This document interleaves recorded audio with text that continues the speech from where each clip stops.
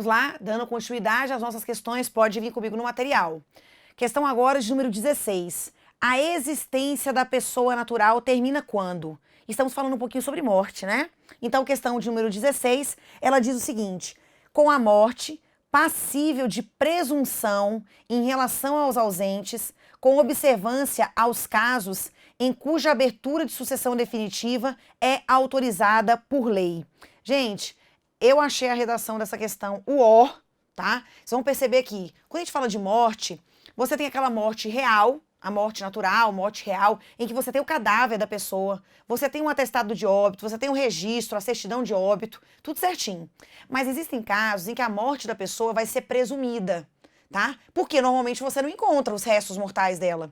Então você tem duas situações no código. É a morte presumida sem a decretação de ausência, porque, imagina, a pessoa que está lá no combate, ela estava empenhada em ir na guerra, aí passou o período de buscas, terminou a guerra, 2 anos se passaram, ninguém achou a pessoa. Presume-se que ela morreu. Não precisa declaração de ausência. Ou a pessoa está num acidente, tipo que aconteceu em Brumadinho, tipo que aconteceu no tsunami. A pessoa estava naquela ilha e ela nunca mais apareceu. As buscas foram encerradas. Então eu posso dizer que houve uma morte presumida sem a declaração de ausência. Em outros casos, a pessoa sai de casa, ela não deixa, né? Ela não dá notícia, ninguém tem notícia dela, ela não deixa um representante, ela não deixa um procurador. Então, nesse caso, a gente vai ter que passar por um passo a passo, que é a morte presumida com a declaração de ausência. Aí a gente tem que arrecadar os bens, né? Entregar nas mãos de um curador, depois a sucessão provisória e a sucessão definitiva, tá? Então, vem comigo. Aqui, né, a redação, ó, a existência termina com a morte. A morte é passível de presunção em relação aos ausentes, com observância aos casos em cuja abertura de sucessão definitiva é autorizada por lei. Eu estou falando de pessoas ausentes, tá? Então, letra A. Letra B. Com a morte, sempre que comprovada pelo atestado de óbito pela presença física do corpo. Nem sempre. Com a morte, excepcionalmente, não presumida em relação aos ausentes e sem observância aos casos em cuja abertura de sucessão definitiva é autorizada por lei. Não tem como, eu tenho que observar o passo a passo, né? Arrecadação dos bens, sucessão provisória, sucessão definitiva. D. Com a morte, que pode ser presumida exclusivamente para os casos de ausência de absolutamente capaz e com observância aos casos em cuja abertura de sucessão definitiva é autorizada. Não tem essa restrição aqui, né? Exclusivamente. Com a morte jurídica, pela extinção da... Olha que loucura! Com a morte jurídica da pessoa, pela extinção da certidão de nascimento dela, por ato do detentor do pátrio poder e sem presunção de ausência. Aqui misturou um monte de palavra que não tem nada a ver com nada, gente, né? Então, aqui eu coloquei para vocês, já marcamos a letra A, ó, essa foto aqui, muito triste, diga-se de passagem, é uma foto de Brumadinho, tá? Então, muitas pessoas foram presumidas como mortas, porque estavam lá, e aí terminou as buscas, elas não foram encontradas, tá? Isso é uma morte presumida sem a declaração de ausência. Então vem comigo. Ó, a existência da pessoa natural termina com a morte. Presume-se a morte quanto aos ausentes nos casos em que a lei autoriza a abertura da sucessão definitiva, tá? Ele tentou mudar um pouco aí essa redação lá para o item A e ficou horroroso. Pode ser declarada a morte presumida sem a decretação de ausência, se for extremamente provável a morte de quem estava em perigo de vida, que é o caso de Brumadinho, do tsunami, caso Mariana, tá? Imagina, gente, o caso do Titanic também, né? Eu não sei se vocês lembram, antes eu tinha colocado uma outra imagem aqui em outras aulas, que era do padre do balão. Vocês lembram aquela história do padre do balão? Depois acabou que encontraram os restos mortais dele, né? Mas o que, gente? O padre quis fazer uma travessia de balão, não deu muito certo aquela empreitada. E aí o que, gente? As buscas foram encerradas, porque ele desapareceu. Então, naquele caso, eles colocaram que era muito provável que ele não estivesse vivo, né? Então, houve a morte presumida sem a decretação de ausência. Vem comigo. Então, quando for extremamente provável a morte de quem estava em perigo de vida, a situação era de perigo. Se alguém desaparecido em campanha ou feito prisioneiro não for encontrado até 2 anos após o término da guerra, tá? A declaração da morte presumida, nesses casos, somente pode ser requerida depois de esgotadas as buscas e averiguações. Tem que ter o esgotamento, devendo a sentença fixar a data provável do falecimento. Esse aqui merece até um marca-texto. Aqui, ó. Nessas duas hipóteses que eu falei que não precisa da declaração de ausência, eu tenho que esperar as buscas serem encerradas, tá? Aí, eu aproveitei o embalo, já que a gente tá falando de morte, para colocar aqui para vocês o artigo 8º, que diz: se 2 ou mais indivíduos falecem na mesma ocasião, isso não quer dizer no mesmo local, tá? Não se podendo averiguar se algum dos comorientes precedeu o outro, ou seja, quem morreu primeiro, presume-se que eles morreram ao mesmo tempo. Esse artigo 8º é importantíssimo para o direito das sucessões e ele trata do instituto da comoriência. Comoriência é a presunção de morte simultânea. Volta e meia aparece nas provas, que o pai e o filho viajavam, bateu o carro, e aí quando o socorro chegou estavam mortos, não se soube precisar o quê? Quem faleceu primeiro. Então, nesse caso, presume-se que eles morreram no mesmo momento. Isso é comoriência, tá? Volta comigo. Então aqui, gente, mais uma questão, e aí eu já coloquei para vocês também.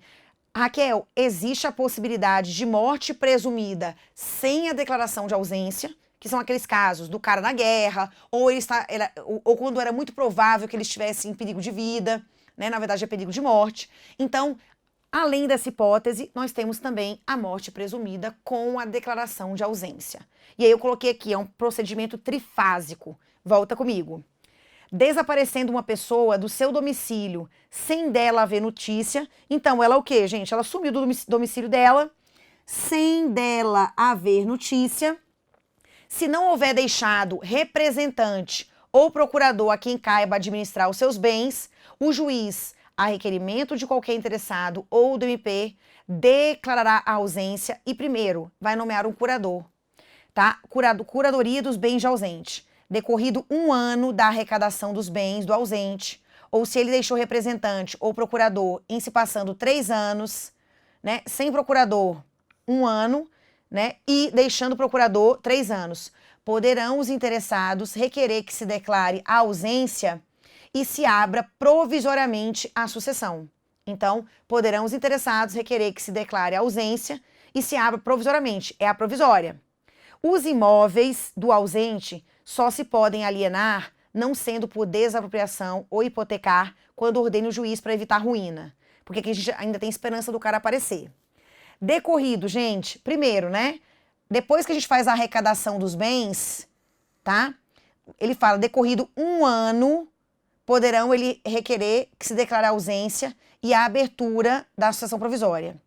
10 anos depois de passada em julgado a sentença que concede a abertura da sucessão provisória, 10 anos, poderão os interessados requerer a sucessão definitiva e o levantamento das cauções. Pode-se requerer a sucessão definitiva também, provando-se que o ausente conta 80 anos de idade e que de 5 datam as últimas notícias dele. Então aqui, gente, nós temos né? Primeiro, curadoria dos bens, depois, decorrido 1 ano, quando ele não deixa representante, ou se deixou 3 anos, tá? Eles podem requerer a abertura provisória, primeiro, declaração da ausência e a abertura da sucessão provisória. Depois, 10 anos depois de passada em julgado a sentença que concede a abertura da sucessão provisória, eles podem requerer a sucessão definitiva. Ok? Ótimo. Questão 17. Relativamente ao domicílio, questão que a gente não tinha tratado, esse tema, né? Domicílio. O vigente Código Civil Brasileiro determina o quê? O domicílio da pessoa natural é o lugar onde ela estabelece a sua residência com ânimo de definitividade. Esse é o conceito, gente, legal de domicílio. É o local onde o sujeito estabelece a sua residência com ânimo de definitividade. Tem que ter essa questão do ânimo de definitividade, certo? Volta. Quanto às relações concernentes à profissão, o domicílio da pessoa natural nunca será o lugar onde a profissão é exercida. É claro, ela pode ter inclusive mais de um domicílio, porque o Brasil o Brasil aceita o domicílio plurimo. Então, se eu desempenho minha função em vários locais, para aqueles atos praticados ali, cada um daqueles locais é o meu domicílio profissional. Tudo bem? Volta. Se a pessoa exercitar a profissão em lugares diversos, tá? Apenas constituirá domicílio para as relações que lhe corresponderem o endereço da sede. Não, né? Eu vou responder por aqueles atos praticados naqueles respectivos domicílios profissionais. Tendo a pessoa jurídica diversos estabelecimentos em lugares diferentes, deverá escolher um deles para ser o domicílio para os atos nele praticados. Gente, não precisa escolher, né? A pessoa jurídica ela pode ter diversos domicílios também.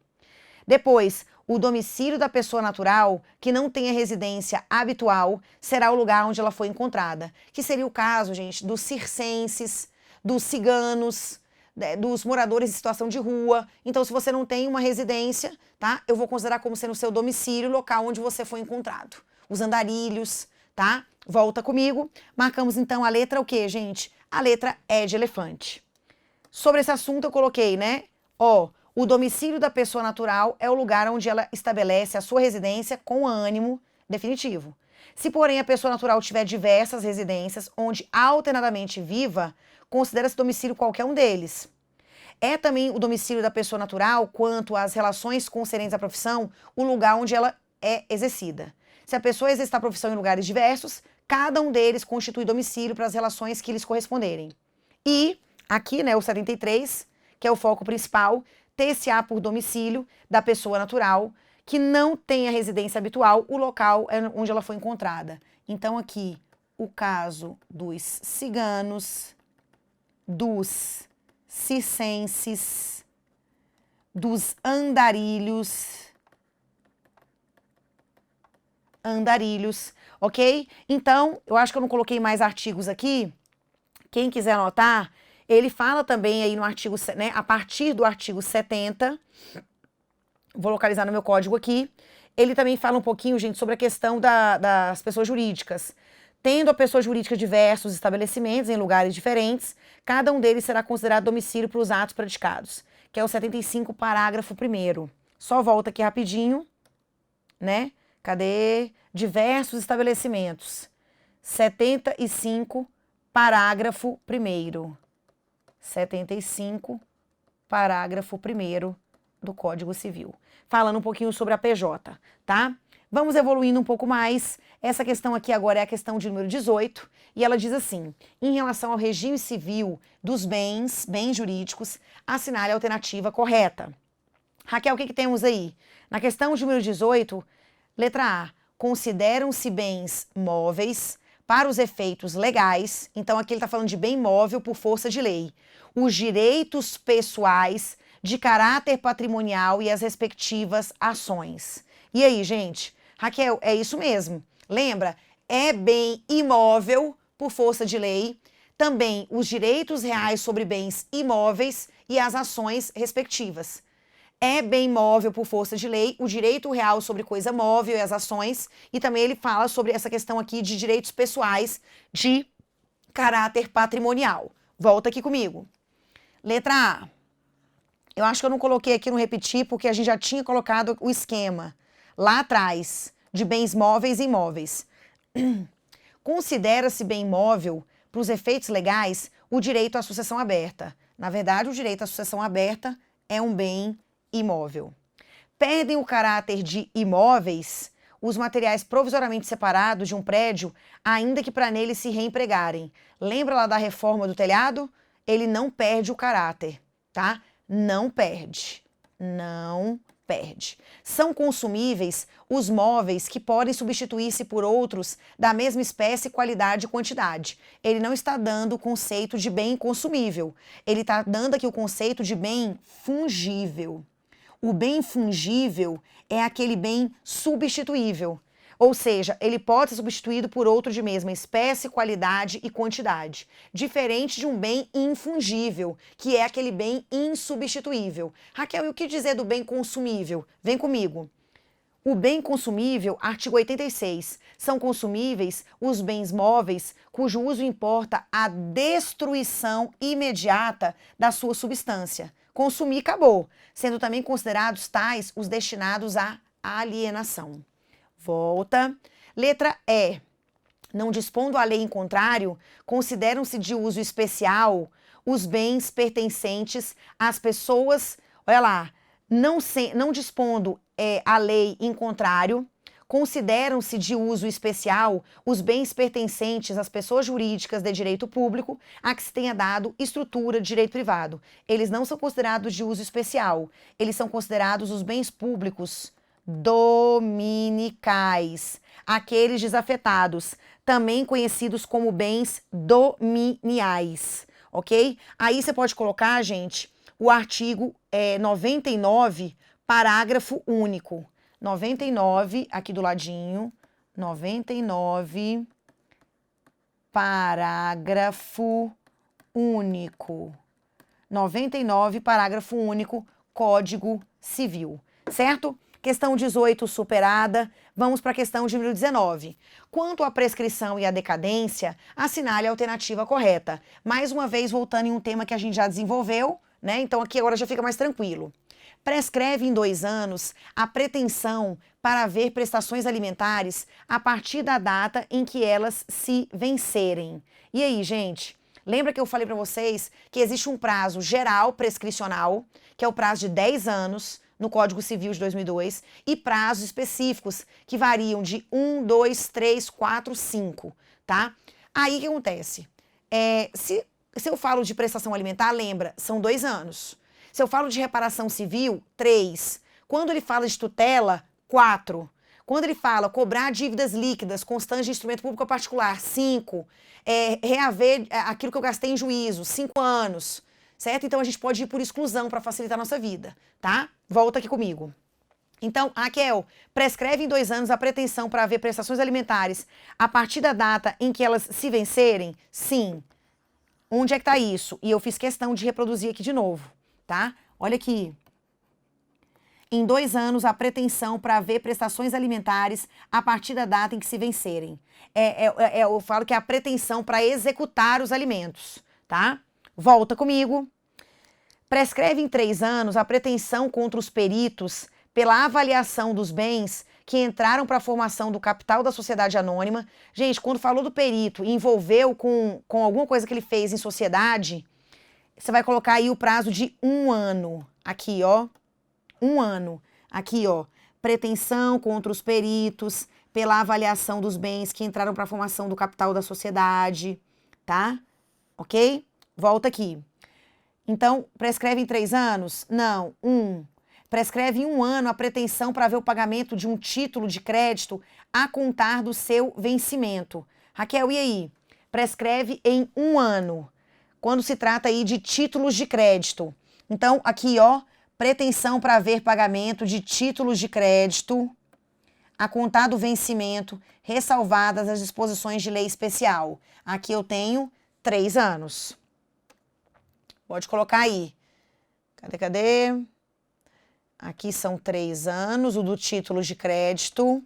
Como regra geral, aplicam-se à decadência as normas que impedem, suspendem ou interrompem a prescrição. O que eu disse? Que, salvo disposição legal em contrário, não se aplica às hipóteses impeditivas, suspensivas e interruptivas da prescrição à decadência, tá? Volta comigo. Então, como regra geral, não se aplica. Tá? A prescrição ocorre em 20 anos, quando a lei não lhe haja fixado um prazo menor. Qual que é o prazo prescricional geral? É um prazo de 10 anos, previsto no artigo 205. Questão, percebam, gente, é uma questão de memorização mesmo. A gente tem que saber, dentro dessa tabelinha que eu coloquei, o que é mais fácil você memorizar para você ir excluindo as demais, tá? Volta. Questão 19 foi. Questão 20. Em relação aos defeitos e invalidades do negócio jurídico, analise as assertivas e assinale a alternativa que aponta correta. Então, vamos julgar aqui esses 4 itens e depois a gente marca qual é o que diz respeito aí à nossa resposta. O falso motivo, ele só vicia a declaração de vontade quando expresso como razão determinante. E aí, gente, questão de número 20, tá? Raquel, tá certo. O falso motivo só vicia a declaração de vontade quando ele for expresso como razão determinante. Ok. Depois, as causas de anulabilidade do negócio jurídico, elas podem ser pronunciadas pelo juiz de ofício. A anulabilidade é nulidade relativa. Essas não podem ser pronunciadas pelo juiz de ofício. Então, isso aqui tá errado. O negócio jurídico nulo não é suscetível de confirmação nem convalesce pelo decurso do tempo. Correto?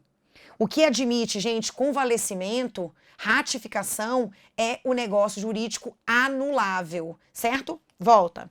A invalidade do instrumento induz a do negócio jurídico. Primeiro, a invalidade do instrumento não induz, tá, gente? A ideia é o quê? A ideia central aqui, vamos ver o restante aqui do item, né? Porque aqui a gente pode ter alguma surpresinha aqui no meio do caminho.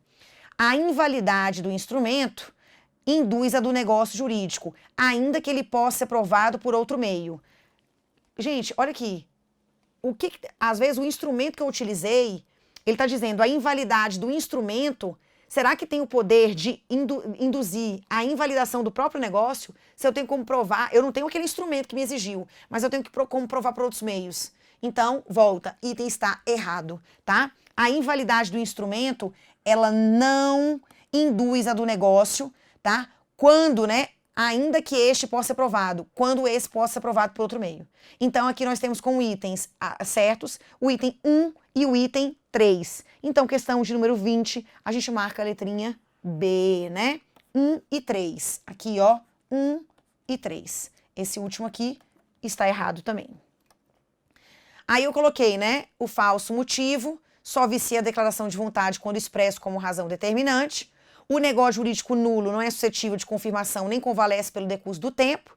A anulabilidade, ela não tem efeito antes de julgada por sentença. Ele está falando aqui, ó, a anulabilidade é igual à nulidade relativa, que eu já havia falado anteriormente.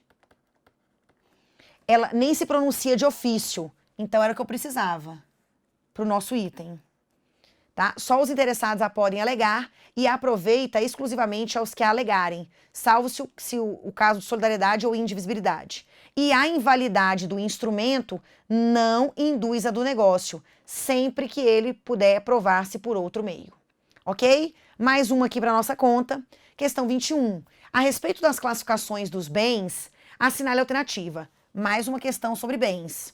Os direitos pessoais de caráter patrimonial e respectivas ações consideram-se bens o quê? A gente acabou de fazer uma dessa. Bens móveis, para efeitos legais.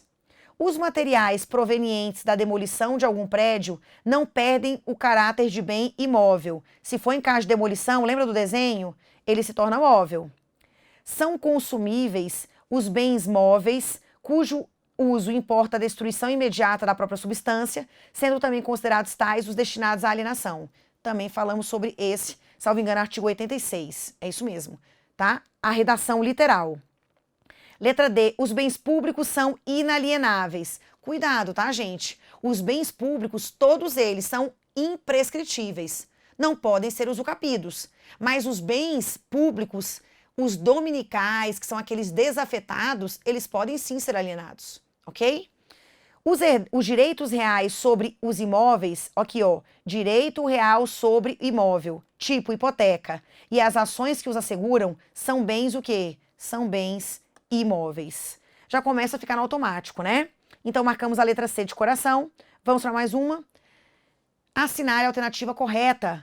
São bens móveis, o solo e tudo quanto se lhe incorporar natural ou artificialmente. Raquel, aí é caso de bem imóvel. Ok. Letra B de bola. Não perdem o caráter de imóveis os materiais definitivamente separados de um prédio para nele se reempregarem. E aí, gente? Questão de número 22. Não perdem o caráter de imóveis os materiais definitivamente separados para nele se reempregarem. Raquel, eu me lembrei da reforma do telhado. E aí? Só que lá, o bem ele é retirado temporariamente, provisoriamente, para depois se reempregar. Olha como é que a banca, gente, ela é infernenta. Ela coloca detalhes, você já está ali no automático, tá? Uma leitura rápida poderia nos levar a entender que esse item estava certo. Vem comigo. Não perdem o caráter de imóveis os materiais que são definitivamente separados de um prédio para neles se reempregarem. Se eles foram separados definitivamente, eles não serão reempregados. Concorda comigo? não há que se falar que eles vão ser reempregados.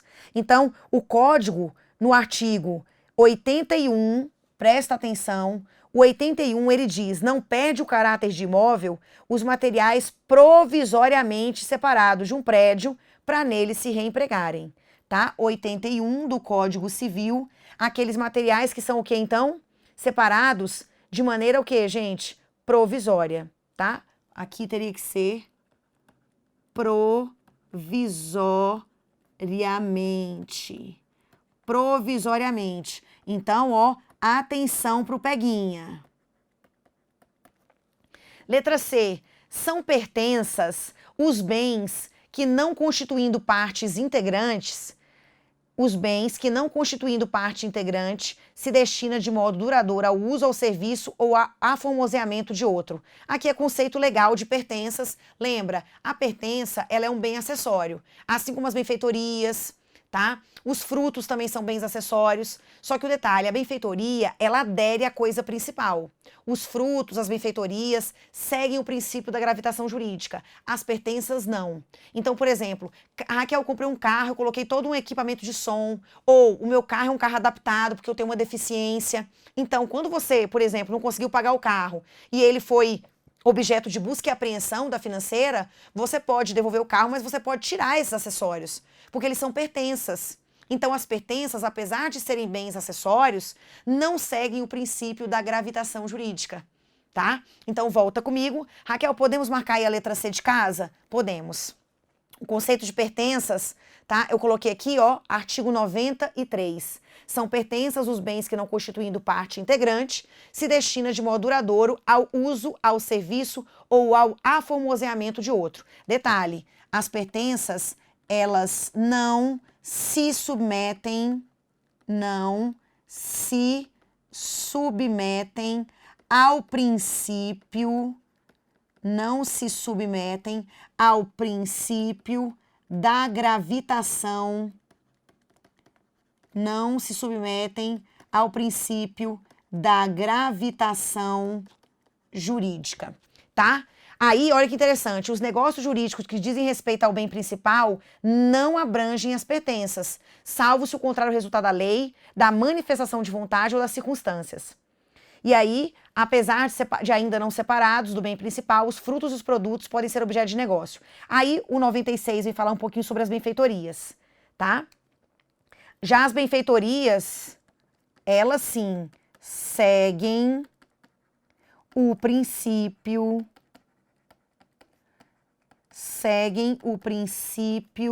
da gravitação,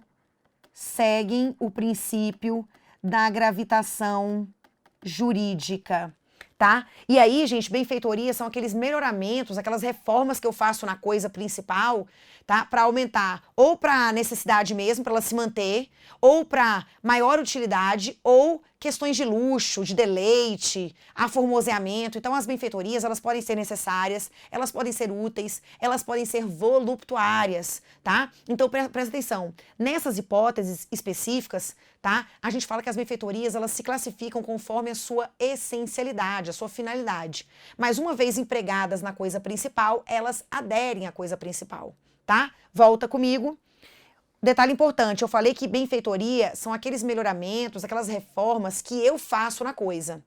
Se o melhoramento, a valorização do bem veio de um ato do poder público, por exemplo, isso não é considerado benfeitoria, tá? Volta aqui.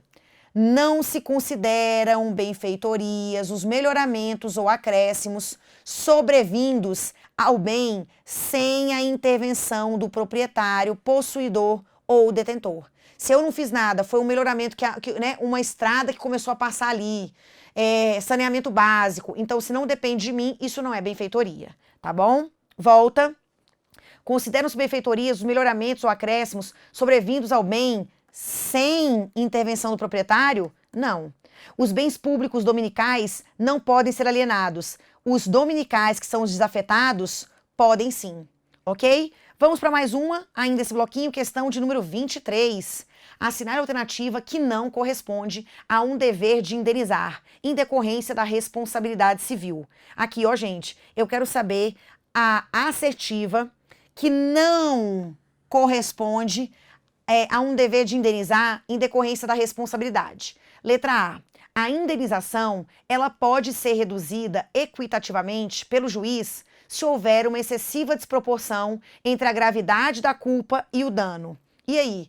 Embora a gente tenha dentro da responsabilidade civil o princípio da reparação integral, tá? Em alguns casos, o juiz ele tem que fazer esse balanceamento. Se o dano que o ofensor provocou é muito grande, quando comparado com o seu grau de culpa, nesse caso, a indenização ela vai ser reduzida equitativamente e a vítima não recebe o quê, gente? 100% do que ela mereceria, do que deveria, certo? Volta aqui comigo.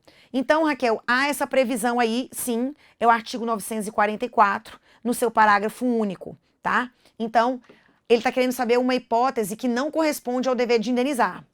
Letra B. Se a vítima tiver concorrido culposamente para o evento danoso, a sua indenização ela será fixada levando-se em conta a gravidade da sua conduta em confronto com a do autor do dano, que é o que a gente chama de culpa concorrente. Lembra, a culpa concorrente, ela não rompe o nexo causal, tá? A culpa concorrente, percebam bem aqui comigo, quando eu falo de culpa exclusiva da vítima, a culpa exclusiva da vítima, ela o quê, gente? Quebra o nexo causal. Câmera 1, então a culpa exclusiva da vítima, ela quebra o nexo causal, tá? Por outro lado, o que a gente tem? Primeira coisa, né? Se for um fato, uma culpa exclusiva da vítima, rompe o nexo. Se for uma culpa concorrente, não vai excluir a minha responsabilidade, que sou a ofensora, mas vai reduzir o quanto indenizatório, certo? Volta comigo.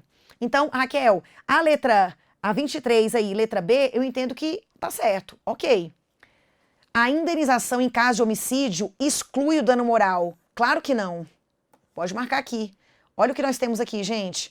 No caso de homicídio, a indenização consiste, sem excluir outras reparações, no pagamento das despesas com o tratamento da vítima, o seu funeral e o luto da família, na prestação de alimentos às pessoas a quem o morto os devia, levando-se em conta a duração provável, né, da vida da vítima, o que normalmente é feito por meio de pesquisas junto ao IBGE, tá? Então, prestação de alimentos, que são também além, então percebam, quando ele coloca ali em cima sem excluir outras reparações, é possível pedir o dano moral? Sim. Alimentos aqui são chamados alimentos ressarcitórios. Alimentos ressarcitórios ou indenizativos, também tratados pelo Código de Processo Civil, tá? A indenização em caso de homicídio e de lesão corporal é devida por aquele que tenha causado o dano no exercício de uma atividade profissional por negligência, imprudência e imperícia. Ok. A prisão ilegal gera indenização consistente no pagamento das perdas e danos que sobrevierem ao ofendido. Também tá certo, né? Aqui, muitas vezes também, não só prisão ilegal, mas erro judiciário, certo? Rápido intervalo e a gente volta com mais questões para vocês.